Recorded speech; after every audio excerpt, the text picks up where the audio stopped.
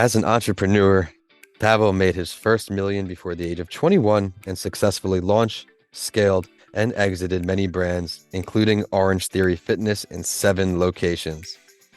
He is a professional cyclist turned serial 7-figure entrepreneur and investor. He is also a breathwork guide expert and a conscious DJ and producer, so he does it all, but he's on a mission to spread love through immersive workshops, products, and experiences worldwide. For today, he joins us as the founder of NOA, AON, and managing director of Conscious Spacious International. I'm excited to touch on a lot of new areas here for this show, something that we don't get each week, like specific and actionable steps needed to get rid of the dopamine addiction, scientifically backed biohacking strategies, and ancient tools with modern applications to improve productivity, the lessons he's learned in navigating all these pivotal moments in life. But I'm excited. I got to kick this off. Pavel, thank you so much for joining That Entrepreneur Show. Thank you so much as well. Super glad to be here. I'm excited to have you join now a top 1.5% global podcast. Thanks for everyone out there tuning in each week. If there's anything that you would like to hear me ask the guests, if there are any guests you would love to see me interview, please shoot me a DM or email podcastbylancy@gmail.com. We've got Pavel here, and be sure to stick around for the end of the show. This week's spotlight story is going to be a good one. We have someone who has successfully diversified all of his entrepreneurial endeavors, his income streams. So we're going to go over an article from Entrepreneur Online titled 4 Ways an Entrepreneur Should Diversify Their Income. We're going back in time here, my man. When did you first become an entrepreneur? Why did you jump in the ring? Why not 9 to 5? Well, I have so much to say about the second question, but we are raised to be this boxed, and we're raised to go to school and to follow this, system, and that was not for me. I've never really excelled in school, and I could never really comprehend why am I going to learn something that's literally not going to benefit me in the future. And So my first company actually started when I was 17 years old. I was trading between Alibaba and eBay. Okay. And back then I was becoming a professional cyclist. And I found this room when it comes to carbon bike frames, Okay. because, they're $5,000-$10,000 for like a Specialized or Trek, branded frame. But my friends couldn't afford that, or I couldn't afford that, to be able to properly race. And so I found factories on Alibaba. I took the pictures from the Alibaba store and I placed it on eBay. And I sold it to US or European customer, and I shipped it directly from China. Now, this is like Wow. 12, 14 years ago, before Alibaba, was recognized, reputable. It was, nobody knew it. And that was my first business with zero money down. And later on, I did become professional cyclist, and I used all of my races as a way to sell to more bike stores. So basically, I would be going into bike stores and be like, "You need your custom, brand as well. It's much cheaper, same quality," and essentially, I ended Awesome. up, completely destroying my health because of it, because I wasn't recovering like an athlete. But that was the first pivotal start. I love it. Now, what was one of your biggest lessons learned from that whole Alibaba experience? I know there has to be a ton. Yeah, well, so it's funny, like people now call it, like drop ships, and there's all these terms.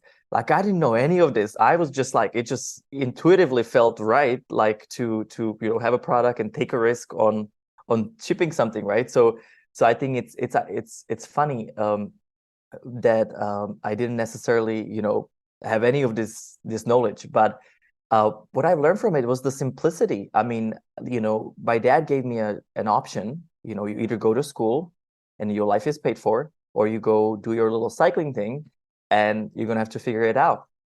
And to end this with, I don't even have proper high school. I paid my friend to finish high school online for me, because I was already making enough money at that time, and I did not have any time to do that. But at the same time, how I learned all of this, I was like a sponge. So I found the right books and experiences and maybe not podcasts at that time. It was more like workshops and Right. courses. But yeah, so that's kind of like how I learned. I learned what I wanted to learn, not what I was imposed to learn. I love it. Well, thank you for sharing that lesson with our audience. But let's circle back to your current business. Let's let the world know exactly what you have going on. Yeah, so after after a while, so when I quit cycling, when I quit this carbon business, I got heavily into Orange Theory, which obviously for about 6 or 8 years, I was just opening locations, all over the country. I mean, at the peak, I had almost 100 franchisees under my belt, spread across 7 different states. And basically, I burned out and I was unhappy and I had this like nudge of like, is this it? I checkbox everything that's part of the American dream, but I have this voice inside of me that is just like, this is not enough. This is you got to have more, and I got into this obsession. Now, just to give you a foundation to your question, Yeah. what I'm doing today is it's a integration of my passion, purpose, and legacy. And basically, I didn't find that until I spent 10 days in dark room in Thailand Okay. with no food. And basically, I went in there about 7 years ago as a busy, Orange Theory go-getter, and all I wanted to do was just let my cell phone behind and chill because I could not physically see another store opening. And basically, I walked in there, and about day 7, I just like lost it. I start, crying and purging and releasing, and it was this magical moment where I was just filled with bliss. And that's when I got the vision, like I am not living my passion, I'm not following my purpose, and I am making money, but like for what? Once you make enough, you're kind of like, what are you gonna get? Bigger house, bigger boat, Yep. bigger. So I walked out of there and I had the vision to create this Noah Aeon. Noah means movement, Aeon is all or none, and it symbolizes duality. And Okay. I was my whole life highs and lows, good days, good sales and bad sales. And essentially, I was like, there must be another way. And there is. It's called harmony, which is the center line in the middle to step outside of these jumps. And in there, I identify my passion has always been music. So I learned how to produce sound, DJ, as well as I create a frequency music on a modern beat. So basically, I use solfeggio frequencies, which are known to be extremely healing. And then my purpose was, so at that time, I kept on going and putting myself into discomfortable situations. And basically, as an entrepreneur, I committed myself. Every 3 months, I'm going to do something ridiculous because otherwise I'm going to become ridiculous of just being obsessed with who I am, with this identity of a businessman. I understand that. Yeah. You know what I mean? And so my purpose became lectures, workshops, retreats, and that's kind of what I'm doing today.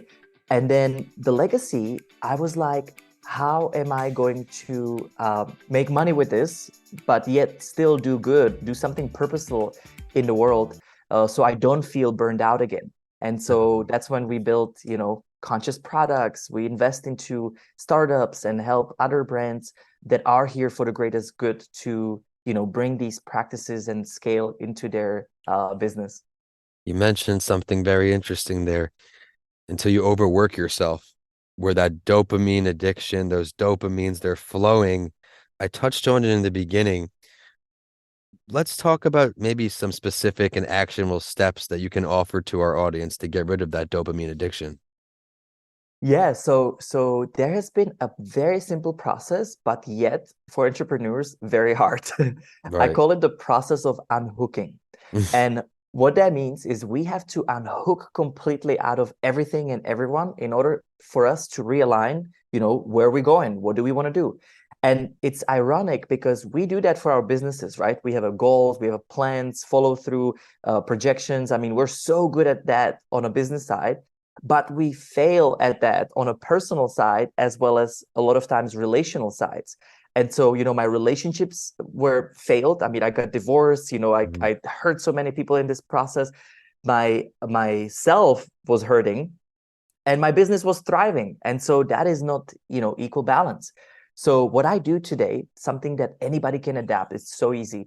I unhook once a day for 1 to 2 hours, where right after I wake up, I do my breath work, meditation, morning ritual, exercise, and I did it right before here. It's 7 a.m. here in Hawaii, and so I still wake up in time to be able to really spend that time with me. So I visualize, my day, and I can take charge of my day on all three levels: the relationships, myself, and the business.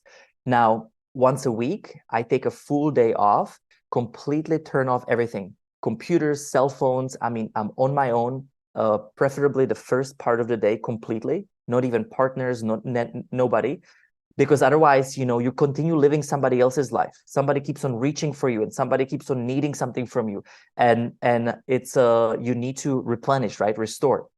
Now, once a month, I take 3 to 4 days completely off of everything digital, even physical detox. And the reason why is if you've ever been to a vacation, the first 3 days, you don't know what to do with yourself because your mind just keeps on racing. And then the last 2 days of the vacation, you don't want to leave because you finally dropped in. And so it really takes about, 3 days just to fully unhook and then enjoy the fourth day. And then once a year, I do 10 to 15 days.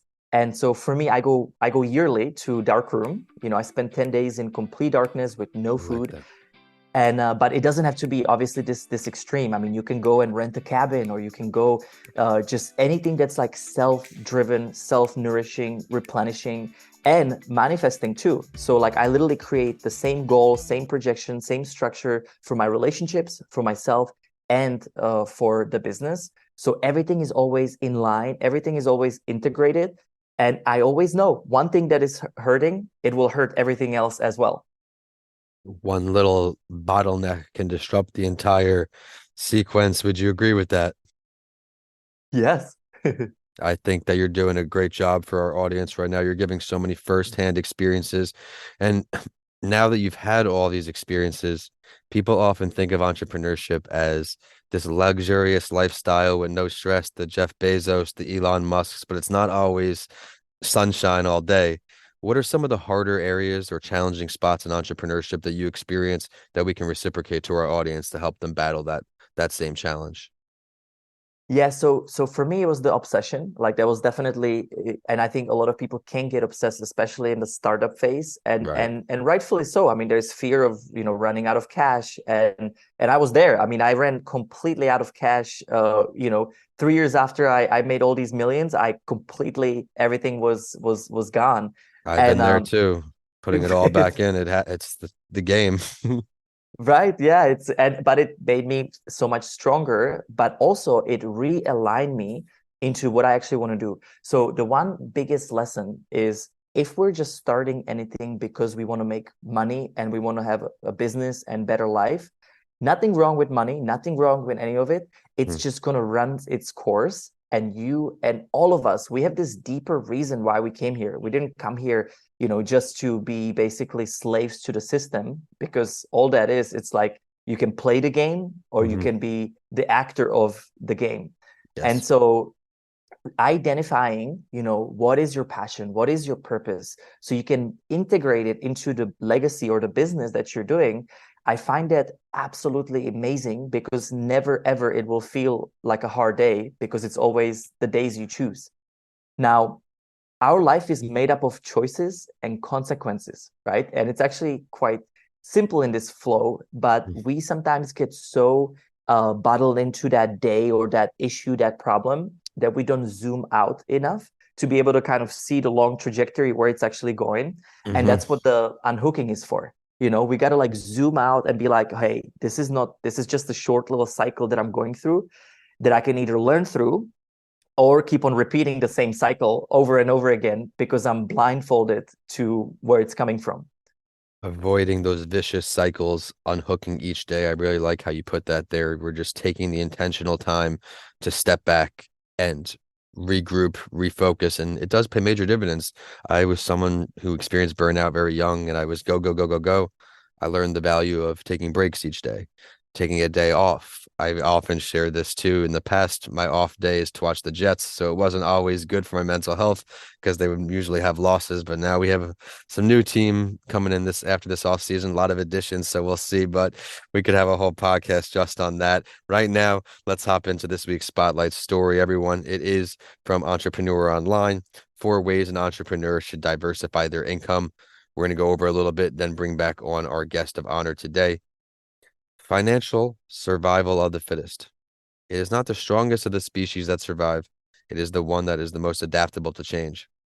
This quote, often attributed to Darwin, is actually a paraphrase of his Origins of Species. The phrase comes from a management context, is not surprising, and it perfectly captures the entrepreneurial spirit with which we should face during uncertain times. Many people daydream, amidst the mundane 9-to-5 job, starting or applying a creative skill to a profitable side hustle. Then people are watching your pension situation and realizing that the state pension really is not sufficient. You need another income stream. Now is the time, especially if you're one of the 819,000 recently unemployed or you want to financially benefit from additional time. Diversification is key, and this is what really attracted me to this article for today's guest. He has so much going on, from the Orange Fitness to now his new business and everything in between. Diversification as an investor and a multiple business owner, it makes the most sense. Make sure your eggs are not all in the same basket. This goes for the same in the stock market as it does for being an entrepreneur. Starting that side income, I touched on it before. An online business can easily be developed during a period of uncertainty, and many ideas can be implemented with limited or no startup costs or overhead. And utilizing your network, building brand business relations takes time and trust. But when you start with people who you know within your network, these individuals are more likely to give you a try in other areas. What are some of your takeaways from here? When it comes to diversification, I've always made that very strong, and I've also always made it where it actually supports each other. So for me, I've spoken to that customer that shops at Whole Foods, Lululemon. It's a customer that is health conscious, and so I built the entire business around health conscious products, but every single time that we've made something, obviously real estate has always been an amazing parking lot for different stuff, but also when you're starting something new with today's age, I mean it's so easy to get things going. It's, I think, more our mind that has these preconceptions of fear that are avoiding us starting it. And so I think what I would say on this is, like, go one step before you start diversifying, and, like, again, ask yourself, like, is this going to make me feel limitless, or will I be feeling limited? And if you will feel limited, which means it'll take your time that you don't want to take, it doesn't feel right already. I had to develop these senses, which maybe we could touch on it later. It's these spiritual senses that everybody has, that every entrepreneur has. And I actually spent a month in Brazil with the psychics, and they basically taught me, that there's 5 physical senses that we all are very well aware of, which sometimes get us in trouble. It's that instant gratification, which our human nature loves consuming.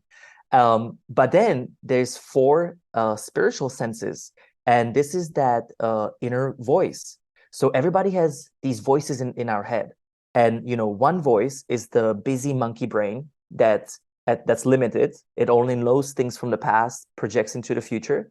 And then we have this silent voice that is a lot of times overblown by the mind, and that is the one telling us, stop watching Netflix, move on to your passions, start working out. And what happens is, long enough time we avoid this voice, then some shit hit the fan in our life, because we are not listening to this guidance, and that voice always has our back. And so what they taught me is, how you strengthen this voice is you acknowledge it. So thank you, I heard that. But then The magic word is what you're going to do about that. Hmm. And when you start following this voice actually gets louder. And remember, I'm very open-minded person, but I also am very skeptical. And like when I go into it, until I feel it for myself, I don't believe it.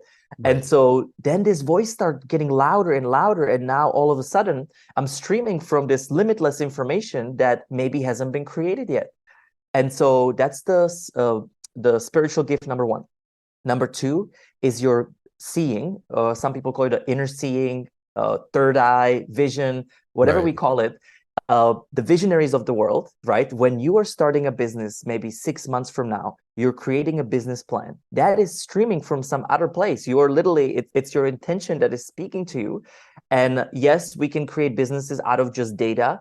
But to me, I validate my feelings with data, if that makes sense. So I always go with the gut first. Now, the third one is your feeling, which is that gut. And this is when you had a bad feeling about someone, or some you walked into a room and maybe there was a fight and something just wasn't feeling right. But then we avoided that feeling. And same thing, we got to acknowledge it and we got to figure out where it's coming from. And then the fourth one is your inner knowing. And this is the best way to discern this is when you think you don't know, when you know you don't require thinking. And this is when you knew that that partner was cheating on Right you. there. You knew that that Hmm. was a wrong decision. It was in your core. You Yep. got that gift before. But again, maybe we avoided it. We are not taught to trust it. And we're taught that this is woo-woo stuff, but yet everybody has these senses. And I know if you're hearing me now, the key is, start with one or two and develop that. And treat your body, your mind as a computer. Hmm. When you connect to the internet, you download new software, you download new apps.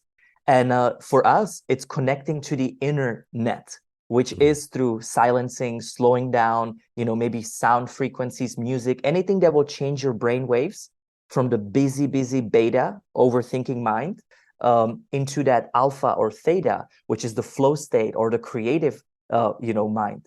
And that's where we want to be, especially when we want to perform, at our best. I love that. Thank you for all that extra insight for our audience. Everyone out there, let's just plug it now. Where can we find you online so that way everybody can go follow up with what we have to see? Yeah, so it's a Noah Aon official on social media and noahaon.com for the website. And then we'll include a link so you can actually test our on-demand library. So you can do a breath work, you can do a meditation, you can do what I was talking about in real life for you. So you can feel these effects and re-identify your why. I love it, but before I let you go, which entrepreneur throughout history, dead or alive, are you choosing to sit down with for a talk? That's a good one. You know, I've always loved Tony Hsieh, but unfortunately, he's passed. But Yeah, I went through his training and I actually got to meet him. But he was a big opening for me when it comes to building company culture and when it comes to building, sustainable, self-managed, driven ecosystem. So I'll pick him. okay, well, let's delve deeper. Where would the meeting take place if you could pick the location as well? He loved EDM. So it would be probably somewhere at like a music festival in a fun format. I love it. Well, thank you so much for taking the time to reach out and join our community of entrepreneurs. I had a great time getting to know you. Again, one more time, where can we find you online? So Noah Aon, NOAAON .com. All right. And I am at vincentalancy.com. Be sure to head to at Vincent A. Lancy on YouTube for a video preview of this show. Now that the podcasts are also on there as well. Show is at That Entrepreneur Show. And we are most active on Facebook and LinkedIn. Well, until next week, we're signing off. Thank you so much for stopping by from Florida to Hawaii. Thank you so much. Glad to be here.